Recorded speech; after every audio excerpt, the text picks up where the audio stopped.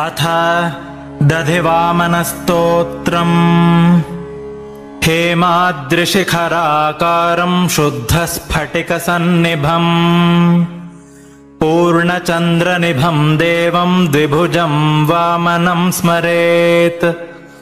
पद्मासनस्थं देवेशं चन्द्रमण्डलमध्यगम् ज्वलत्कालानलप्रख्यं तटित्कोटिसमप्रभम् सूर्यकोटिप्रतीकाशं चन्द्रकोटिसुशीतलम् चन्द्रमण्डलमध्यस्थं विष्णुमव्ययमच्युतम्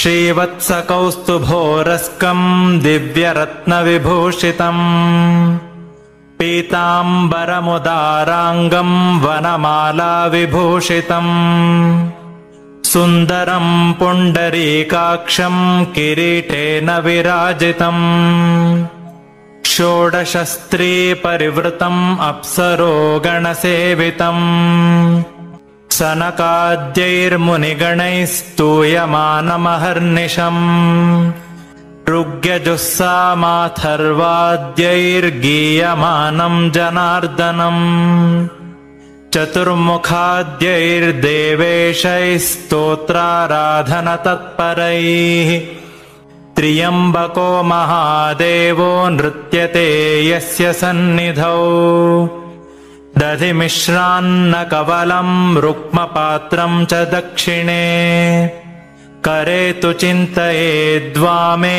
पीयूषममलं सुधीः साधकानां प्रयच्छन्तमन्नपानमनुत्तमम् ब्राह्मे मुहूर्ते चोत्थाय ध्यायेद्देवमधोक्षजम् आयुरारोग्यमैश्वर्यं लभते चान्नसम्पदः अतिसुविमलगात्रं रुक्मपात्रस्थमन्नम् सुललितदधिखण्डं पाणिना दक्षिणेन कलशममृतपूर्णं वामहस्ते दधानम् तरति सकलदुःखाद्वामनं भावयेद्यः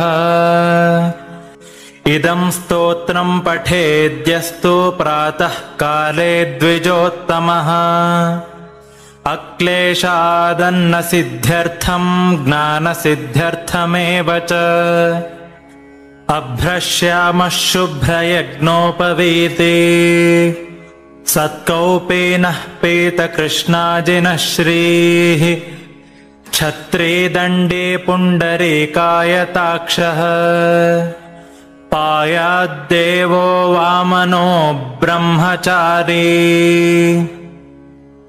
अजिनदण्डकमण्डलुमेखलारुचिरपावनवामनमूर्तये मितजगत्त्रितयाय जितारये निगमवाक्पटवे बटवे नमः। श्रीभूमिसहितं दिव्यं मुक्तामणिविभूषितम् नमामि वामनं विष्णुं भुक्तिमुक्तिफलप्रदम् वामनो बुद्धिदाता च द्रव्यस्थो वामनस्मृतः वामनस्तारको भाभ्यां वामनाय नमो नमः